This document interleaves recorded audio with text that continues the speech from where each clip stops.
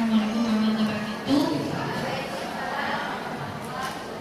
Tambah semangat ibu-ibu? Semangat ya. Pembukanya sudah sangat dahsyat ya ibu ya. Saya nggak perlu berdiri atau harus berdiri? Imut-imut soalnya saya. Jangan tertipu oleh wajah. Kita membicarakan soal seks.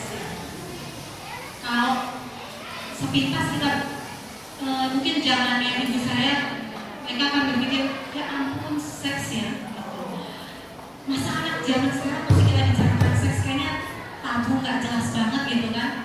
Tapi ternyata Bu ya, dengan yang sudah dipaparkan tadi oleh Bu Nisma, pembelajaran seks sedini mungkin itu cara terbaik mencegah anak kita untuk tidak macam-macam. Kalau macam-macam sedikit, untuk sekadar tahu dan kita masih bisa mengendalikannya, berarti masih ada di relnya ya. Kita mulai dari anak kita yang paling kecil. Mungkin kita berpikir, oh mungkin kita membicarakan seks itu saat anak kita umurnya, maaf ya saya berdiri ya, umurnya nanti deh dia udah akil balik, lebih enak kan gitu, lebih dewasa, lebih, ternyata tidak seperti itu. Kita membicarakan seks itu mulai dari mereka umur 3 tahun. Karena seks itu cangkawannya bukan hanya masalah hubungan laki perempuan, tidak, tapi dia mengenali tubuhnya itu juga bagian dari sex education. Jadi kenapa umur 3 tahun? Karena umur 3 tahun itu anak-anak sudah mulai bisa bermain dengan temannya ya. Sudah mulai sosialisasi gitu. Sudah mulai bisa ikut kakak main kemana, atau nanti main sama sepupu, atau kadang-kadang sudah 3 tahun tuh bisa main ke rumah tetangga. Nah itu mulai kita ajarkan. Yang paling simpel adalah mengajarkan kalau anak kita perempuan, dia adalah perempuan, dan yang ini adalah bisa punya kakak laki-laki, itu dia anak, dia adalah laki-laki gitu. Itu dikasih tahu karena dia bisa lebih memahami dirinya. Kemudian kalau misalnya mandi, itu mulai diajarkan bahwa apa nama kelaminnya, kelamin kakaknya apa, itu disebutkan. Jadi kita tidak tabu untuk mengatakan bahwa kelaminnya adalah vagina dan kakaknya adalah penis gitu, atau dengan bahasa-bahasa daerah masing-masing. Karena itu pengenalan dasar seks awal. Beranjak bertambah umur, kita akan mengajarkan mereka bahwa itu kalau mandi gitu, nanti kakak keluar dari kamar mandi, jangan lari-lari. Kan kadang-kadang anak kita gitu ya, mandi lari gitu kan. Dan ternyata sampai sekarang saya tuh masih suka nemuin anak SMP, anak SD itu kalau mandi, habis mandi tuh nggak pakai handuk, keluar aja lari gitu, tuh ibunya gitu. Nah untuk itu pembiasaannya dari kecil. Kalau dia mandi keluar udah mulai nggak pakai handuk, langsung diingatkan, dek malu gitu, dek malu, selalu diingatkan itu. Dan itu tuh bagian vital, jadi dia tahu ini adalah bagian vitalnya. Kalau laki-laki mungkin mulai dari pusar ya, sampai ke bawah kita tutupin itu, dek kalau mandi gini ya, kalau selesai mandi gini tutup ya. Kalau yang perempuan kita tutupin dari atas sampai bawah gitu. Jadi dek tutup ya, malu. Kadang-kadang kita kelupaan ya, apalagi kalau ada tamu gitu kan, bersama kita selesai mandi gitu. Kadang-kadang cuma gitu aja. Nah itu mulai diingatkan, karena ini nanti akan terbawa keluar saat mereka berada di luar, tidak bersama kita.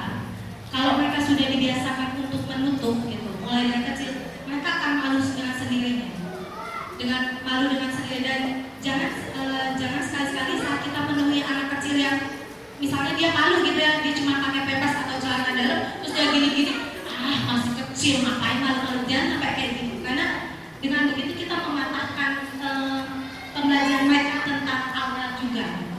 Itu untuk kelas umur 3 tahun kita sudah ajarkan itu perlahan. Nanti sekitar 5 tahun, 6 tahun kita ajarkan bahwa ini bagian adik yang paling penting. Artinya gini, untuk anak perempuan kita ajarkan bagian mana yang paling penting gitu. Artinya aurat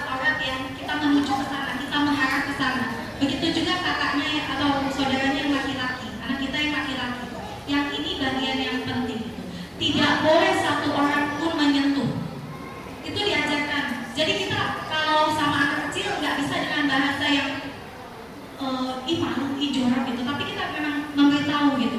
Dek, kalau ada yang megang ini atau ada orang yang megang paha atau lulus paha selain ibu gitu kan, atau bapak, tidak boleh. Itu harus detail. Karena umur 6 sampai 9 itu kan rawan pencabulan. Kalau kita lihat masalah sodomi atau itu kan kisaran anaknya umur segitu ya. Karena anak-anak polos yang nggak ngerti gitu. Awalnya mungkin diiming-imingin, coba dong lihat itunya, busanya, atau coba dong lihat ini kan kadang-kadang gitu. Terus atau mereka akan mulai dengan dielus. Mereka pikir kan hal yang wajar ya, karena dibilangin seperti itu gitu sama itu sayang. Kita kan bisa lihat itu sak belai itu sayang segala macam. Nah, sama anak kita tanamkan. Kalau ada yang mulai ngelus-ngelus tapi itu om-om atau adik gak kenal, jangan mau. Kalau ada yang buka baju gitu atau dia coba lihat-lihat gitu, lari deh gitu atau pergi deh dari situ. Karena memang itu titik awal mereka bisa jadi korban. Korban kan selalu gitu ya, tidak berdaya gitu. Nah, mulai dari situlah kita tanamkan bahwa adik kalau misalnya di rumahnya tante atau di rumahnya siapa, misal kita ajak anak kita nginep, ajarin mereka kalau memang pakai celana panjang. Karena kita nggak tahu ya, namanya setan dimanapun gitu. Dan kejadian itu selalu banyak yang terjadi gitu. Orang yang sama sekali kita tidak bayangkan gitu kan. Yang coba kalau lihat di berita Sodomnya, orangnya baik-baik, tetangga saya suka ngasih jajan ini segala macam. Nah, itu awalnya dari situ dan juga dari ketidakberdayaan anak-anak. Di umur ini juga diajarkan juga menggunakan baju yang menutup aurat. Jadi baju-baju sudah mulai menutup tangan panjang, celana panjang.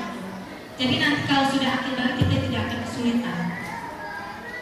Nah, beranjak dari umur 6 tahun ke 9 tahun kita ajarin bagaimana mereka nanti akan akil balik.